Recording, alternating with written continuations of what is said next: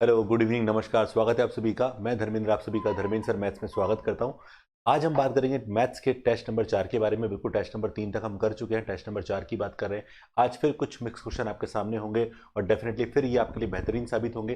तो स्टार्ट करते हैं आज के पहले क्वेश्चन से। वही फिर छोटे से मतलब वीडियो के साथ मैं आपको कुछ एक्स्ट्रा चीज़ें प्रोवाइड करने वाला हूँ। तो बिल्कुल आप दोस्तों से शेयर करिएगा और आपको अच्छा लगे तो कमेंट जरूर करिएगा। चलिए, पहला क्वेश्चन आज के इस वीडियो का क्या है।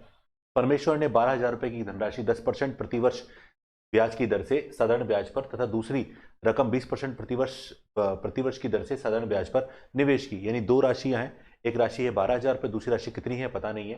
पहले को 10%, दूसरे को 20% पर निवेश किया। कुल निवेश की गई धनराशि पर कुल ब्याज एक वर्ष के अंत में 14% प्रतिवर्ष अर्जित किया गया। यानी आपको दोनों का इंडिविजुअल ब्याज दर दे रखा है, ओवरऑल ब्याज दर दे रखा है और मुझसे क्या पूछा गया है कि कुल कितनी राशि धनराशि का निवेश किया गया। तो सिंपल में बात करें, अगर दोनों पे इंडिविजुअल अपने पास वैल्यूज हो तो देखो, पहले पर 10% ब्याज की दर है, दूसरे पर 20% ब्याज की दर है। तो हम और ओवरऑल ब्याज की दर हमारे पास है, तो हम इस केस में एलिगेशन लगा सकते हैं, मिश्रण का नियम लगा सकते हैं। तो एलिगेशन के रूल से इसका डिफरेंस आएगा 6, इसका डिफरेंस आएगा 4। तो यहाँ पर अनुपात क्या आएगा, अनुपात आएगा 3:2।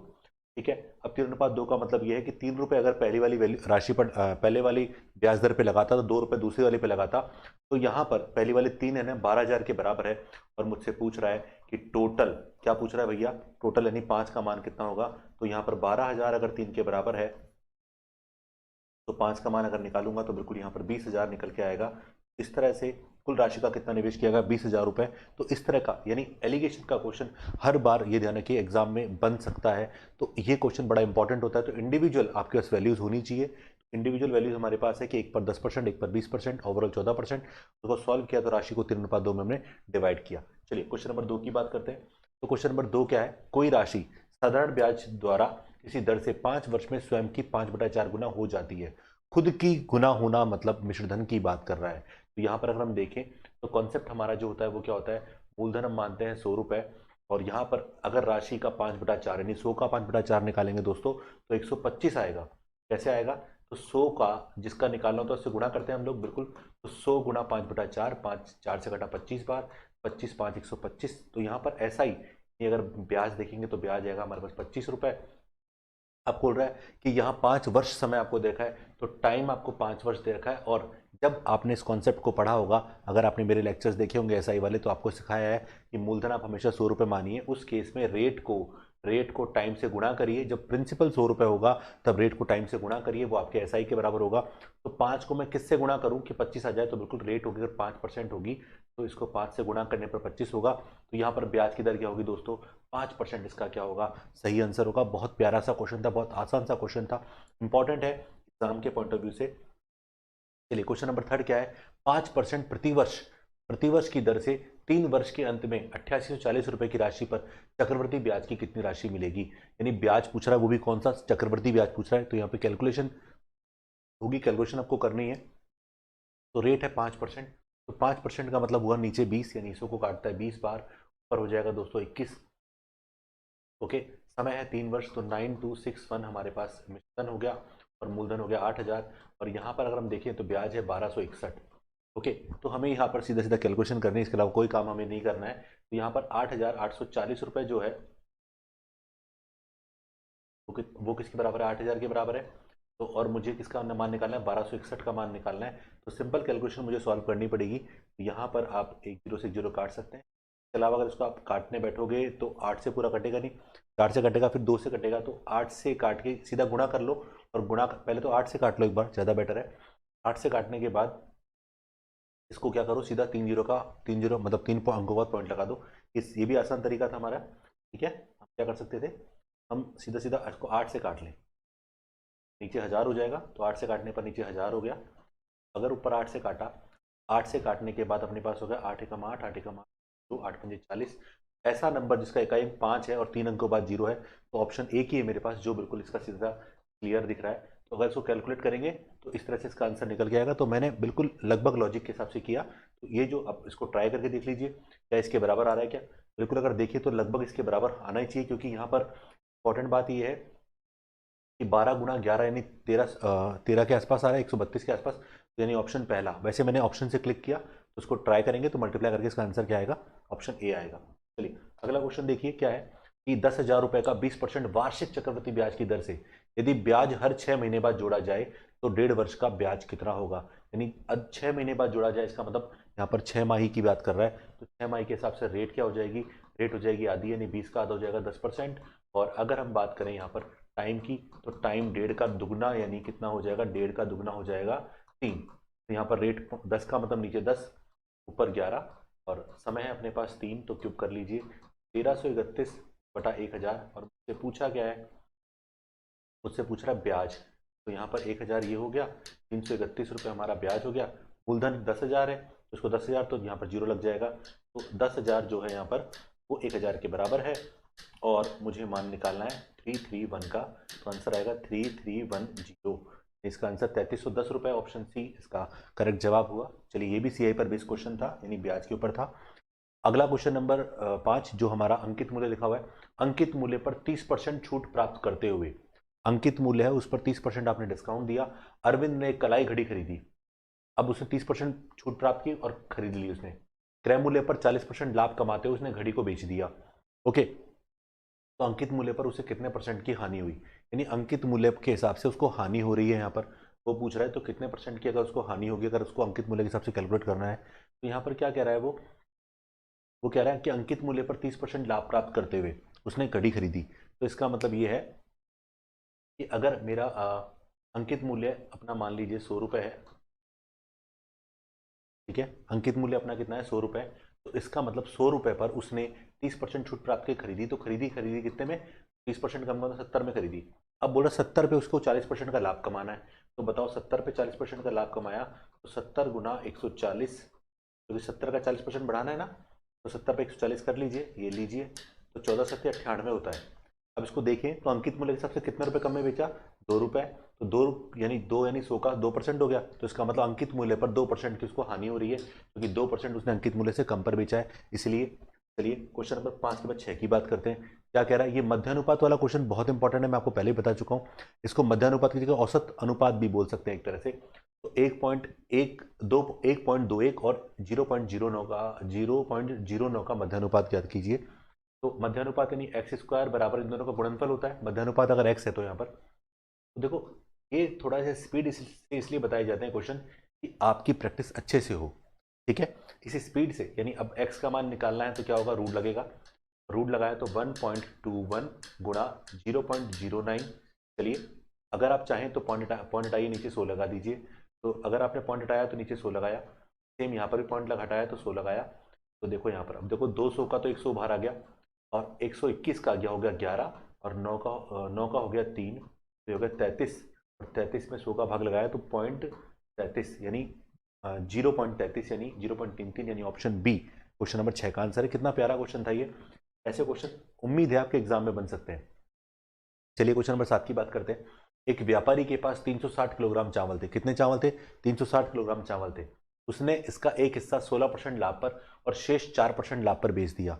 उसने एक तो 16% लाभ पर बेचा और दूसरा 4% लाभ पर बेचा, ताकि उसे कुल 12% का मुनाफा प्राप्त हो सके। फिर एलिगेशन वाली बात आ गई है, एक हिस्सा 16% पे, दूसरा हिस्सा 4% पे, ओवरऑल 12% पे।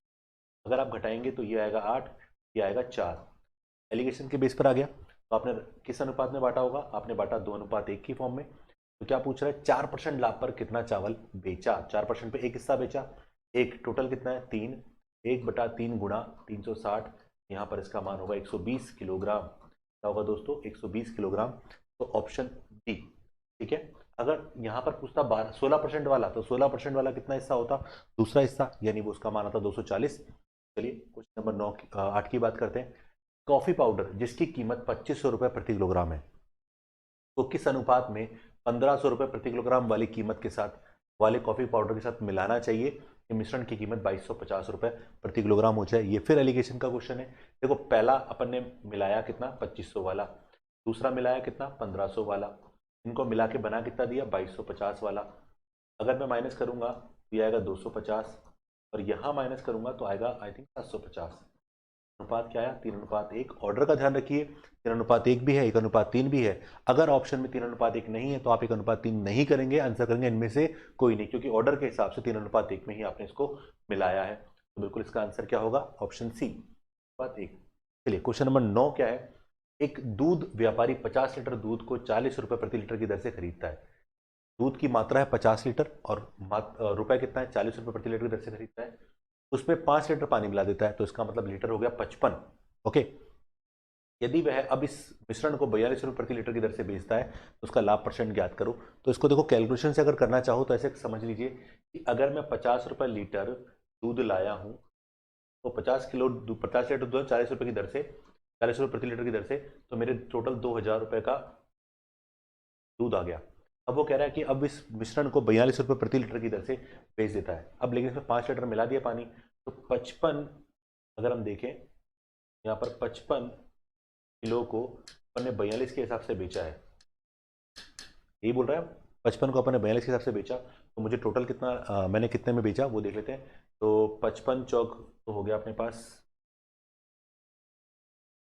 2220 यानी 2200, तो ये हो गया 40 से, और 2 से गुणा किया 110, 2310 रुपये में हमने बेच दिया। तो 2310 में हमने बेचा, तो प्रॉफिट कितना का हुआ 310 का, और 310 का जो प्रॉफिट हो रहा है वो किस पर हो रहा है, 310 का प्रॉफिट हो रहा है 2000 रुपये पर। ओके, तो ये सिंपल सा क्वेश्चन में आंसर होगा बिल्कुल।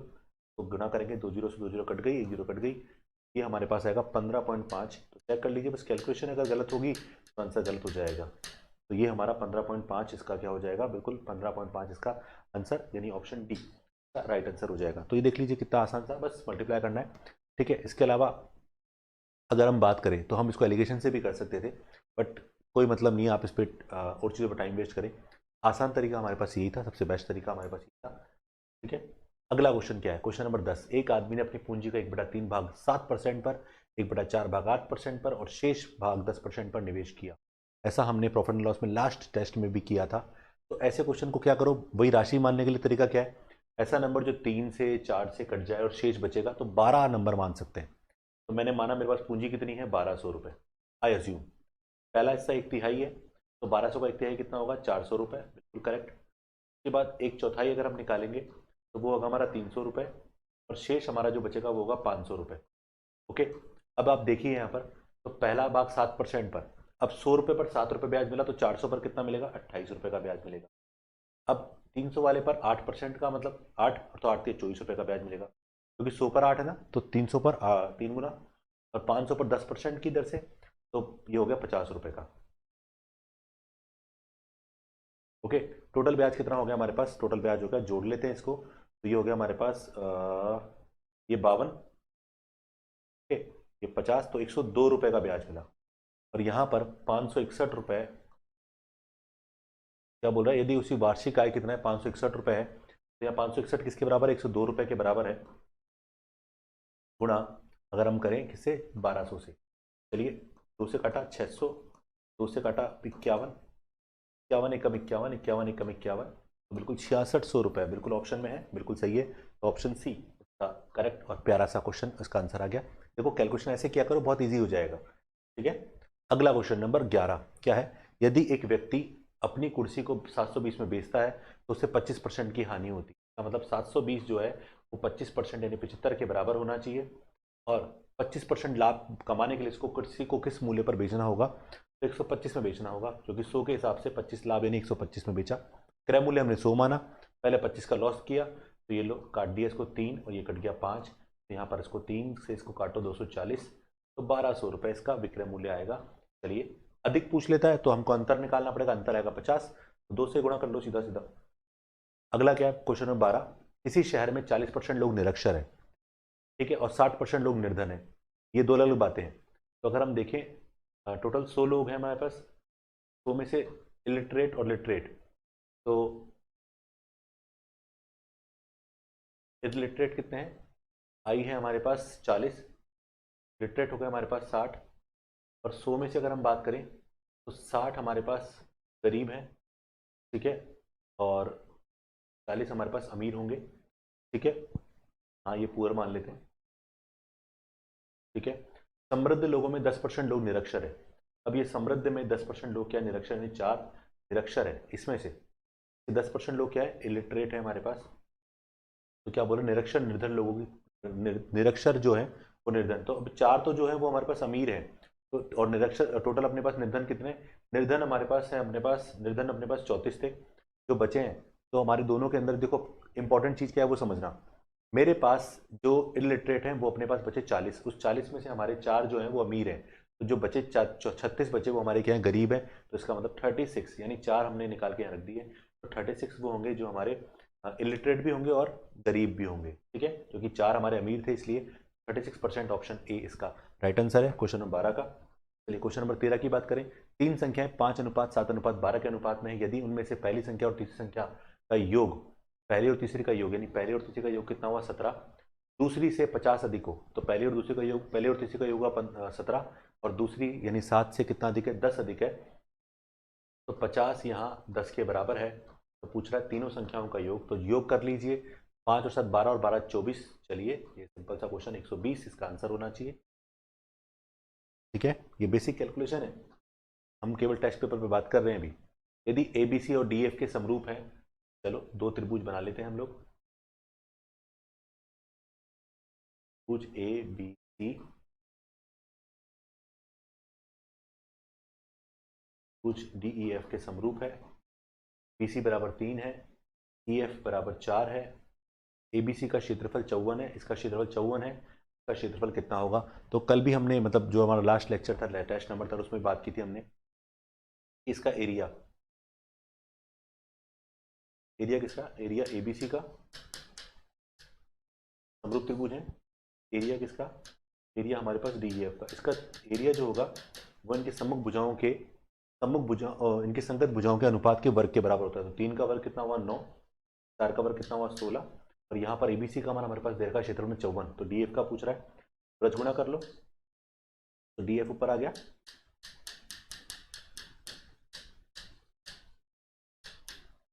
तो 54 गुणा 16 बटा 9, तो ये कर गया 6 यानी 96 सेंटीमीटर स्क्वायर का क्या होगा, राइट आंसर होगा, यानी ऑप्शन सी का राइट आंसर है।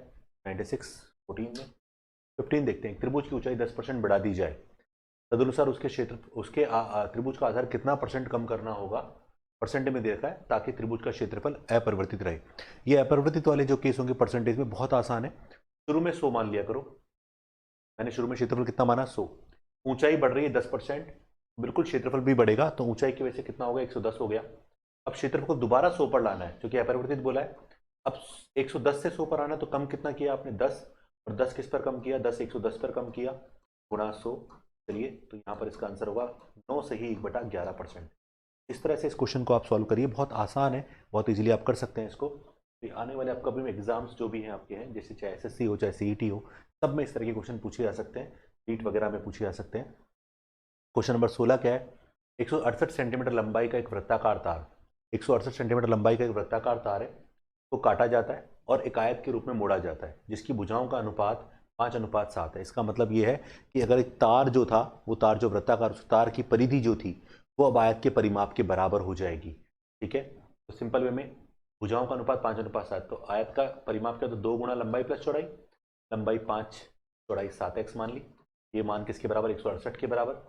कई लोग इसमें त्रिज्या निकालने बढ़ जाते हैं, जरूरत ही नहीं, क्योंकि तार तो उतना ही है, क्यों निकालनी है, ठीक है। तो 7 और 5 12 और 2 24, तो 24x बराबर 168, यहाँ पर x का मान निकाल लीजिए, तो 168 में आप 24 का भाग लगा दीजिए, आई थिंक 7 बार कटेगा, x का मान 7, तो लंबाई और चौड़ाई, लंबाई हो गई अपने पास, लेंथ हो गई 5 7 35, चौड़ाई हो गई 7 7 49, और डायगोनल क्या होता है, डायगोनल होता है L² + B², तो 35 का स्क्वायर यानी 1225 प्लस 49 का स्क्वायर 2401। स्क्वायर के वीडियो मेरे पड़े हैं यूट्यूब पे, आप पढ़ सकते हैं उनसे, जोड़ लीजिए 25 और 1 26, और ये 26 तो ये हो गया, ठीक है, 25 और 1 26 हमारे पास दोस्तों ये हो चुका है। इसके बाद 36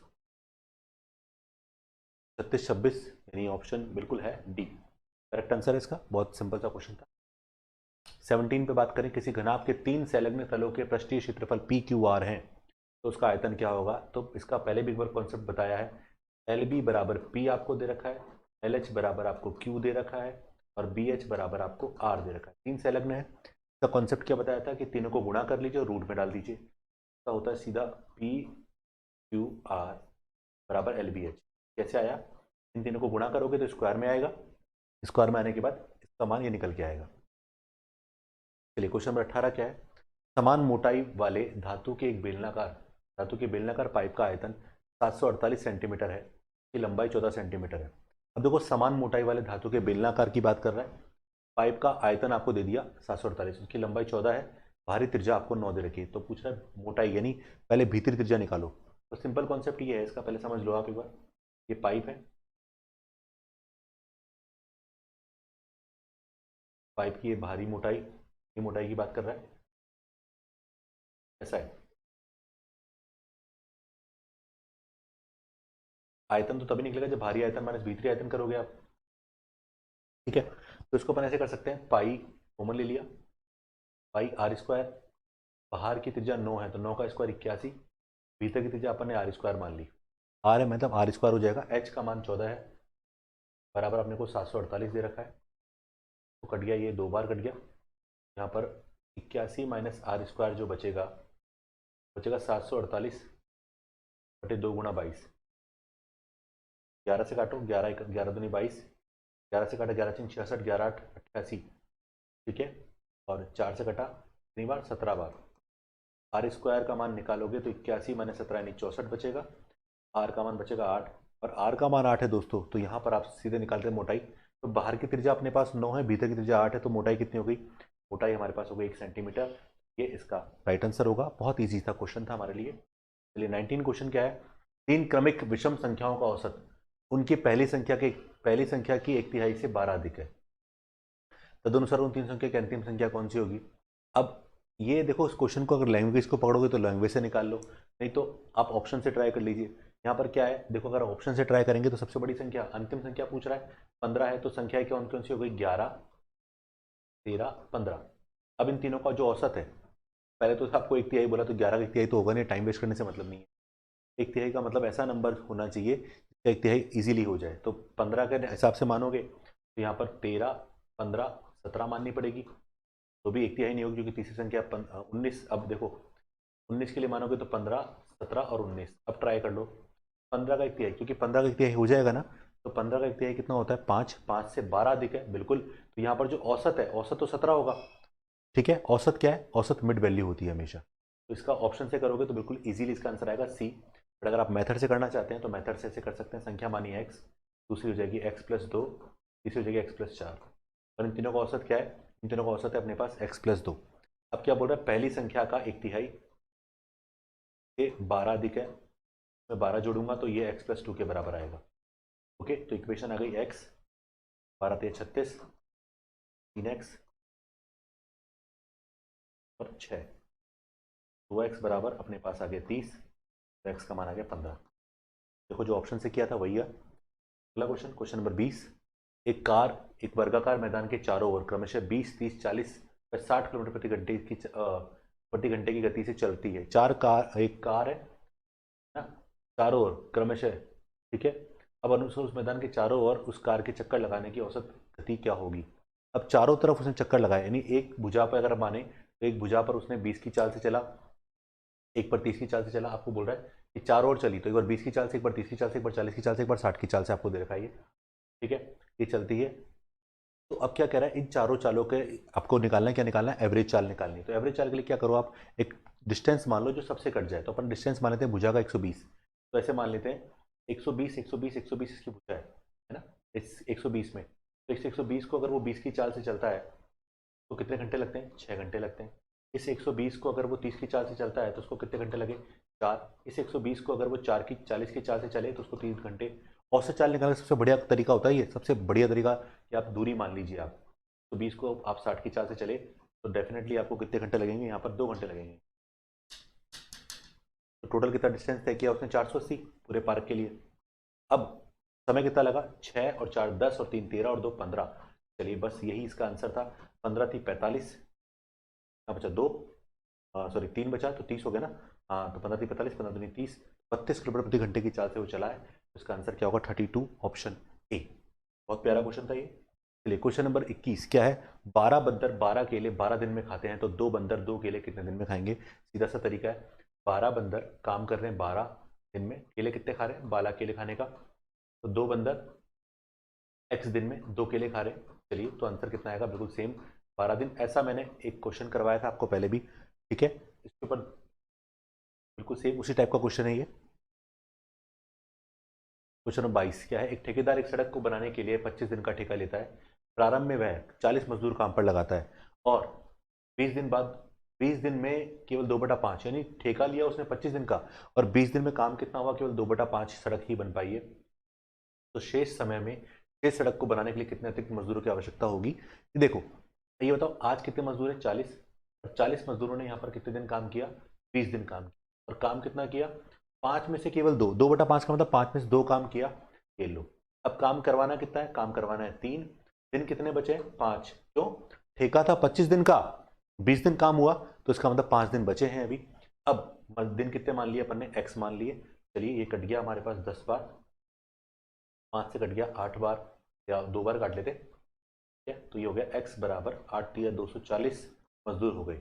अब इसका मतलब पहले से कितने मजदूर थे, 40 मजदूर, अतिरिक्त कितने लगाने पड़ेंगे, अतिरिक्त लगाने पड़ेंगे आपको यहाँ पर, क्लियर है, 200 मजदूर, ठीक है, पता चल गया ना क्यों। चलिए क्वेश्चन नंबर 23, किसी खिलौने के अंकित मूल्य 10%, किसी खिलौने के अंकित मूल्य 10% का अंकित मूल्य पर, ठीक है, 10% का बटा देने से दुकानदार को 20% का लाभ होता है, यानी 10% डिस्काउंट भी दिया, उसके बाद 20% का लाभ हो रहा है। यदि उसने 20% का बटा दिया होता तो लाभ परसेंट क्या होगा, ये भी सिंपल क्वेश्चन है।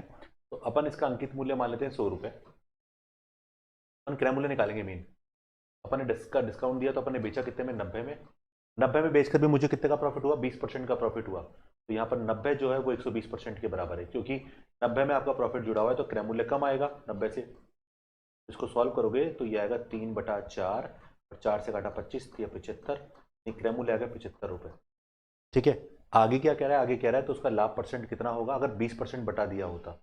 अंकित मूल्य अपना 100 रुपए है अभी भी, डिस्काउंट कितना दिया, 20% का, तो इसका मतलब बेचा कितने में, 80 में, और क्रय मूल्य अपने पास 75 रुपए है, प्रॉफिट होगा 5 का, 5 का प्रॉफिट किस पर, 75 पर, गुणा 100।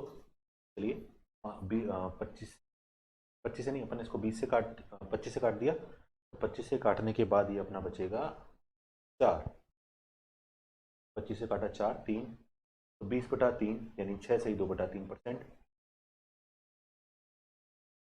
बिल्कुल ऑप्शन ए, क्वेश्चन नंबर 23 का आंसर ऑप्शन ए बिल्कुल राइट आंसर है। चलिए क्वेश्चन नंबर 24 की बात करते हैं। ए और बी ने एक बुटीक की शुरुआत क्रमशः 35,000 और 56,000 रुपए की पूंजी लगाकर निवेश, यदि ए ने 45,000 रुपए का लाभ प्राप्त किया तो ज्ञात करें व्यापार में कुल लाभ कितना हुआ। ये तो बहुत ही सिंपल क्वेश्चन है, आप इनमें इन्वेस्टमेंट का रेशो निकालो। ए और बी की अगर हम बात करें, ए ने 35,000, बी ने 56,000, 1,000 घट गए, 7 से काटा 7 5 35, 7 8 56, 5:8 में। ए का प्रॉफिट कितना है, ए का प्रॉफिट है 45,000, यानी वो 5 के बराबर होना चाहिए, 9 गुना हो रहा है।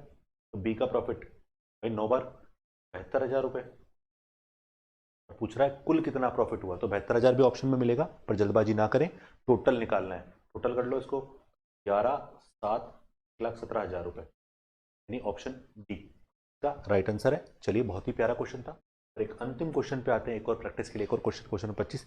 मैं ये नहीं कह रहा इस तरह के क्वेश्चन एग्जाम में बनते, बस ये ध्यान रखिएगा, पढ़ के जाइए इन चीज़ों को, बहुत मजा आएगा आप लोगों को, ठीक है। और वैसे भी कल सीईटी का एग्ज़ाम है आप लोगों का, तो उम्मीद है कि आप लोगों को कल और परसों जो एग्ज़ाम्स होने वाले हैं सीईटी के, उसमें डेफिनेटली आपको मेरे लेक्चर से कुछ ना कुछ बेनिफिट तो मिलेगा ही मिलेगा। और बाकी कल मैं आंसर की भी आपके सामने लेकर आऊँगा कि मैथ्स के क्वेश्चनों के आंसर की, यानी कौन कौन से क्वेश्चंस में क्या क्या लॉजिक थे, क्या आंसर होंगे उनके, वो मैं आपके सामने प्रस्तुत करूँगा मैं, ठीक है। क्वेश्चन नंबर 25 क्या है, एक परीक्षा में उत्तीर्ण होने के लिए 40% अंक अनिवार्य है। एक परीक्षा में उत्तीर्ण होने के लिए 40% अंक लाना जरूरी है। एक प्रतियोगी को 220 अंक प्राप्त होते हैं और वह 20 अंकों से असफल हो जाता है। लाया 220, यानी अगर मैं 220 नंबर लाया हूँ और मैं 20 नंबर से फेल हो गया, तो 20 नंबर और लाता तो मैं पास होता, यानी मुझे 240 नंबर चाहिए थे पास होने के लिए, और परसेंटेज में कितना है ये, 40%। क्या पूछ रहा है, परीक्षा का अधिकतम अंक पूछ रहा है, पूर्णांक पूछ रहा है एक तरह से, तो 100% का मान निकालो, 6 गुना है ये, तो 100 का मान निकालोगे तो 240/40 100। चलिए यहाँ पर इस तरह के क्वेश्चन भी इंपॉर्टेंट है हमारे लिए। तो मैं कोशिश ये कर रहा हूँ कि आपके जब आने वाले जो एग्ज़ाम्स हैं, चाहे वो सीईटी हो चाहे वो रीट हो, चाहे वो एसएससी हो, चाहे वो कोई भी अदर एग्जाम हो जिसके अंदर ये मैथ्स आपकी काम आने वाली है, तो मैं आपको वो शॉर्ट लॉजिक्स बताऊंगा जिनसे आप क्वेश्चंस को बहुत आसानी से कर सकते हैं। ये वीडियो ऐसा नहीं है कि केवल सीट तक ही एप्लीकेबल है, रीट के लिए भी ज़रूरी है ये, यही सब एसएससी के लिए भी ज़रूरी है। तो आप सभी अपने अपने इन अपने दोस्तों को इन सब लेक्चर्स को शेयर करें। डेफिनेटली इन वीडियो को शेयर करने से आपको डेफिनेटली बहुत फ़ायदा होगा, आपको भी फ़ायदा होगा, उनको भी फ़ायदा होगा, ठीक है, और मुझे तो होगा ही होगा फ़ायदा। तो मैं आपसे उम्मीद यही करूँगा कि आप अपने दोस्तों से शेयर करें। हाँ, लेक्चर ज़रूर पूरा देख रहे होंगे, मुझे उम्मीद है। बड़े स्पीड बढ़ा के देखें पर देखें ज़रूर, क्योंकि इन क्वेश्चंस में से एग्जाम में क्वेश्चन बनते हैं। चलिए, इसी उम्मीद के साथ कि आपको पसंद आया होगा, आप लोगों को शेयर करेंगे। मैं आपसे विदा चाहता हूँ। धन्यवाद। Thank you so much.